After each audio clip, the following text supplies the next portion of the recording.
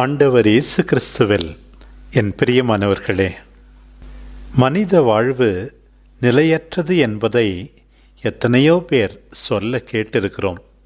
அதுவும் ஆண்டவருக்கு எதிரான வாழ்வு, அவரை பிரிந்த ஒரு வாழ்வு இன்னும் மிக குறுகியதுதான் என்பதை நாம் நினைவில் கொள்ள வேண்டும். இன்றைக்கு ஓசையா நூல் 10ஆம் அதிகாரத்திலிருந்து வாசிக்க கேட்கிறோம். சமாரியாவின் அரசன் நீர்மேல் குமிழி போல்தானாம். நீரிலே இருக்கின்ற குமிழி எந்த நேரத்தில் உடையும் என்று நமக்கு தெரியாது. அதே போலத்தான் நம்முடைய வாழ்வு. சில நேரத்தில் அச்சம் நம்மை சூழ்ந்து கொள்கிறது. திகில், பயம் எப்போதும் நம்மை வாட்டி எடுக்கின்றது. எந்த அளவுக்கென்றால் திடீரென்று அழிவு வந்துவிடக்கூடாதா என்று நினைக்கின்ற அளவுக்கு தங்கள் பாவங்களினால் கடவுளை விட்டு பிரிந்த மக்களும் வர இருக்கிற தண்டனைக்கு பயந்து இப்படித்தான் சொல்வார்களாம். மலைகளை பார்த்து எங்களை மூடிக்கொள்ளுங்கள் என்பார்களாம். குன்றுகளை பார்த்து எங்கள் மேல் விழுங்கள் என்பார்களாம். இத்தகைய விளைவுகளுக்கு காரணம் என்ன என்று நாம் சிந்தித்து பார்க்க வேண்டும். தழைத்து வளர்ந்த திராட்சை கொடி போல் இருந்த இஸ்ரவேல் தன்னுடைய வளமையின் மிகுதியிலே ஆண்டவரை மறந்துவிட்டு இன்னும் அதிகமாக சிலை வழிபாட்டிலே ஈடுபடுகின்றதாம். உன்னுடைய வசதியான வாழ்வு ஆண்டவருடைய கொடை என்று நினைக்காமல் அர்த்தமற்ற கேளிக்கைகளில் ஈடுபட்டு கொண்டு ஆண்டவரை விட்டு அடுத்தவற்றையெல்லாம் உன் கடவுளாக கொண்டிருந்தால் உன் அழிவு அண்மையில்தான் உள்ளது. ஆண்டவர் மோசே வழியாக தன் மக்களை எச்சரித்திருந்தார். இணைச்சட்டம் 8ஆம் அதிகாரம் 12வது வசனம், நீங்கள் உண்டு நிறைவு கொள்ளும் போதும் அழகிய வீடுகளை கட்டி அவைகளில் குடியிருக்கும் போதும் உங்கள் ஆடு மாடுகள் பலுகும் போதும் வெள்ளியும் பொன்னும் உங்களுக்கு மிகுதியாகும் போதும் உங்களுக்கு உள்ளதெல்லாம் பெருகும் போதும் நீங்கள் நெஞ்சில் செருக்குற்று அடிமைத்தனத்தின் வீடாகிய எகிப்து நாட்டிலிருந்து உங்களை கூட்டி வந்த உங்கள் கடவுளாகிய ஆண்டவரை மறந்துவிட வேண்டாம். இருமனம் கொண்டவராக இராதே. அன்றைக்கு இஸ்ராயேல் மக்கள் சொன்னது போல நமக்கு அரசன் இல்லை, கடவுளுக்கு பயம் இல்லை, கடவுள் என்னை என்ன செய்துவிட முடியும் என்றெல்லாம் சொல்லி தெரியாதே. இன்றைக்கு ஆண்டவருடைய அழைப்பு, என்னை ஒருபோதும் மறக்காதே, நீதியை விதைத்துக்கொள், அன்பின் கனியை அறுவடை செய், என்னை தேடு, நான் உன்மீது நேர்மையை பொழிவேன் என்கிறாரே. அந்த அன்பான ஆண்டவருடைய குரலுக்கு செவி கொடுப்போம். பிரியமானவர்களே, நேற்றைய தினம் நாம் பிறர் அன்பு பணியை எதற்காக செய்ய வேண்டும், எவ்வாறு செய்ய வேண்டும் என்று சிந்தித்தோம். எதற்காக செய்ய வேண்டும்? ஆண்டவருடைய கனிவால், இரக்க உணர்வால் நாமும் ஆட்கொள்ளப்படுகிறோம். எவ்வாறு செய்ய வேண்டும்? ஒரு பக்கம் ஜெபம் தேவை, இன்னொரு பக்கம் உழைக்க வேண்டும். ஆண்டவர் தன்னுடைய நெருங்கிய உடனுழைப்பாளர்களை தேர்ந்தெடுப்பதை பற்றி இன்றைய நற்செய்தி பகுதி குறிப்பிடுகின்றது. எத்தனையோ சீடர்கள், அதில் 12 பேர் மிக நெருங்கிய உடனுழைப்பாளர்களாக, திருத்தூதர்களாக, அதாவது அப்போஸ்தலர்களாக தேர்ந்தெடுக்கப்படுகிறார்கள். அப்போஸ்தலர் அதாவது திருத்தூதர் என்ற வார்த்தை மத்தேயு நற்செய்தியில் இந்த ஒரு இடத்தில் மட்டும்தான் பயன்படுத்தப்பட்டிருக்கிறது. 10ஆம் அதிகாரம் 2வது வசனம். மற்ற இடங்களில் மத்தேயு 12 சீடர்கள் என்கின்றார் அல்லது 12 என்று குறிப்பிடுகின்றார். மார்க்கு நற்செய்தியிலும் ஒரே ஒரு முறை மட்டும், அதாவது 6ஆம் அதிகாரம் 30வது வசனத்தில் மட்டும் அப்போஸ்தலர் என்ற வார்த்தை பயன்படுத்தப்பட்டிருக்கிறது. லூக்கா தன்னுடைய நற்செய்தியிலும் திருத்தூதர் பணிகளிலும் பல முறை அப்போஸ்தலர்கள் என்ற வார்த்தையை பயன்படுத்தியிருக்கிறார். யோவான் நற்செய்தியில் 12 என்று மட்டுமே சொல்லப்பட்டிருக்கிறது. இன்றைக்கு வாசிக்கப்படுகின்ற மத்தேயு நற்செய்தி பகுதி நீங்களாக இன்னும் 3 இடங்களிலே கொடுக்கப்பட்டுள்ளது. மார்க்கு நற்செய்தி 1ஆம் அதிகாரம் 16 முதல் 19 வரையுள்ள வசனங்கள், லூக்கா நற்செய்தி 6ஆம் அதிகாரம் 12 முதல் 16 வரையுள்ள வசனங்கள். தொடர்ந்து திருத்தூதர் பணிகள் 1ஆம் அதிகாரம் 13வது வசனம். இவை அனைத்தும் 12 அப்போஸ்தலர்களுடைய பெயர்களை குறிப்பிடுகின்றன. இஸ்ராயேல் மக்களின் 12 கோத்திரங்களின் தலைவர்களுக்கு பதிலாக ஆண்டவர் இவர்களை புதிய தலைவர்களாக ஏற்படுத்துவது போல் இருக்கின்றது. சீடர்களை ஆண்டவர் தேர்ந்து கொண்ட விதம் நம் உள்ளத்தை தொடுகின்றது. ஏன் அவர்களை தேர்ந்தெடுத்தார்? ஆண்டவர் அவர்களை விரும்பினார்.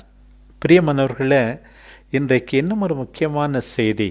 நீங்களும் நானும் ஆண்டவரால் விரும்பப்படுகிறோம். ஆகையினால்தான் அவரில் நம்பிக்கை கொள்ள நமக்கு ஒரு வாய்ப்பு கிடைத்திருக்கிறது. அவரை மற்றவர்களுக்கு எடுத்துச் சொல்ல, அவரை பகிர்ந்து கொள்ள அழைக்கப்பட்டிருக்கிறோம் என்பதை மறந்துவிடக்கூடாது. மார்க்கு நற்செய்தி இன்னும் அழகாக சொல்லுகிறது. 3ஆம் அதிகாரம் 13வது வசனத்தில், அவர் தாம் விரும்பியவர்களை தம்மிடம் அழைத்தார், அவர்கள் அவரிடம் வந்தார்கள் என்று. லூக்கா நற்செய்தி 6ஆம் அதிகாரத்தில் வாசிக்கிறோம், ஆண்டவர் இயேசு இரவெல்லாம் ஜெபத்தில் செலவிட்டுவிட்டு பிறகுதான் இந்த 12 தேர்ந்தெடுத்தாராம்.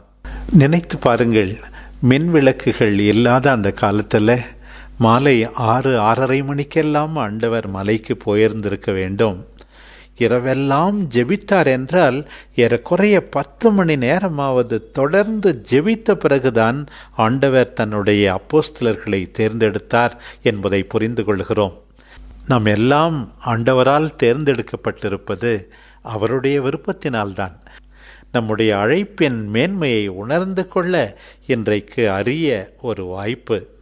எதற்காக அவர்களை தேர்ந்தெடுத்தார் என்ற அடுத்த கேள்வி எழுகின்றது. மார்க்கு நற்செய்தியின்படி 3ஆம் அதிகாரம் 14 மற்றும் 15வது வசனங்கள், தம்மோடு இருக்கவும் நற்செய்தி அறிவிக்கவும் பேய்களை ஓட்ட அவர்களுக்கு அதிகாரம் அளித்து தேர்ந்தெடுத்தார் என்று வாசிக்கிறோம். இன்றைக்கு மத்தேயு நற்செய்தியில் நோய்களை குணமாக்கவும் அவர்களை தேர்ந்தெடுத்தார் என்று குறிப்பிடுகின்றார். பிரியமானவர்களே, ஆண்டவரோடு நாம் இருக்கின்றோமா? நேரம் செலவழிக்கின்றோமா? அவருடைய வார்த்தையை அன்றாடம் வாசித்து தியானிக்கின்றோமா? இல்லை என்றால் நாம் ஆண்டவரால் தேர்ந்து கொள்ளப்பட்டவர்கள் என்று எப்படி பெருமை பேச முடியும்? ஆண்டவருடைய நற்செய்தியை நாம் அறிவிக்கின்றோமா? சாத்தானின் ஆதிக்கத்தை முறியடிக்க பாடுபடுகின்றோமா? எல்லாருக்கும் நலமளிக்கின்றோமா? குறைந்தபட்சம் நம்மால் யாரும் எந்த விதமான நோய்க்கும் காரணமாக இல்லாதவாறு பார்த்து கொள்கிறோமா என்பதை கேட்டு பார்க்க வேண்டும். சீடர்களுடைய அழைப்பை பற்றி நற்செய்தியிலே பல்வேறு பகுதிகள் இருப்பதாக நாம் பார்க்கிறோம். மேலோட்டமாக பார்க்கின்ற போது இந்த அழைப்பை பற்றி குறிப்பிடுகின்ற பகுதிகளுக்கு இடையே முரண்பாடுகள் இருப்பதாக தோன்றும். ஆனால் அவை முரண்பாடுகள் அல்ல. ஆண்டவர் கொஞ்சம் கொஞ்சமாக படிப்படியாக அவர்களை தேர்ந்தெடுத்திருக்கலாம். தன்னுடைய பொது வாழ்வை 30 வயதிலேயே தொடங்கிய ஆண்டவர் ஒரு வாரத்திலேயே 12 திருத்தூதர்களை நியமித்து விட்டார் என்று சொல்ல முடியாது. சீடர்கள் பலர் அவரை பின்பற்றி வந்திருப்பார்கள். ஏறக்குறைய ஓராண்டுக்கு பிறகுதான் ஆண்டவர் அந்த 12 நியமித்திருந்திருப்பார் என்று நினைக்கிறேன். இந்த திருத்தூதர்களை பொறுத்தமட்டில் நமக்கு நம்பிக்கை அளிக்கின்ற செய்தி, they are just like us. அவர்களும் நம்மை போல சாதாரணமானவர்கள்தான், சாமானியர்கள்தான். நிறைய படித்தவர்கள் அல்ல, பேச்சாளர்கள் அல்ல, இறையியல் அறிஞர்கள் அல்ல, தலை சிறந்த திறமையுள்ளவர்களும் அல்ல. மாறாக ஒரு விதத்திலே மந்த புத்தி உள்ளவர்கள். லூக்கா நற்செய்தி 24ஆம் அதிகாரம் 25வது வசனம், 7 பேர் மீன் பிடிப்பவர்களாக இருந்திருக்கக்கூடும். ஒருவர் தீவிரவாதி, இன்னொருவர் வரி வசூலித்தவர், இன்னும் சிலர் மற்ற தொழில்களை செய்திருந்திருக்கலாம். இந்த சாதாரணர்கள், சாமானியர்கள் ஆண்டவரால் தேர்ந்து கொள்ளப்படுகிறார்கள் என்றால், இன்றைக்கு யாருமே ஆண்டவருடைய பணியை யாராவது திறமை மிக்கவர்கள் செய்யட்டும், நான் செய்ய மாட்டேன் என்று சொல்ல முடியாது. இந்த திருத்தூதர்கள் பலவீனமானவர்கள், எத்தனையோ தவறுகளை செய்தார்கள். சரியாக புரிந்து கொள்ளாதிருந்தார்கள். தவறான நோக்கங்களை கொண்டிருந்தார்கள். நம்பிக்கையில் குறைவுபட்டவர்களாக இருந்தார்கள். கெத்செமனே தோட்டத்தில் ஆண்டவரை விட்டு ஓடியவர்கள். ஆண்டவர் உயிர்ப்பார் என்று காத்திருக்காமல் தங்கள் பழைய தொழிலுக்கே திரும்பியவர்கள். இப்படிப்பட்டவர்களையும் ஆண்டவர் தேர்ந்து கொள்கிறார். தன்னுடைய தூய ஆவியை அனுப்பி அவர்களை உறுதிப்படுத்தி சாட்சிய வாழ்வு வாழச் செய்தார் எனும்போது அதுவும் நமக்கு நம்பிக்கை அளிக்கின்றது. இந்த திருத்தூதர்களிடையே வேறுபாடுகள் இருந்தன. இருந்தாலும் ஆண்டவருடைய பிரசன்னம் அவர்களை ஒன்றிணைத்து வைத்திருந்தது.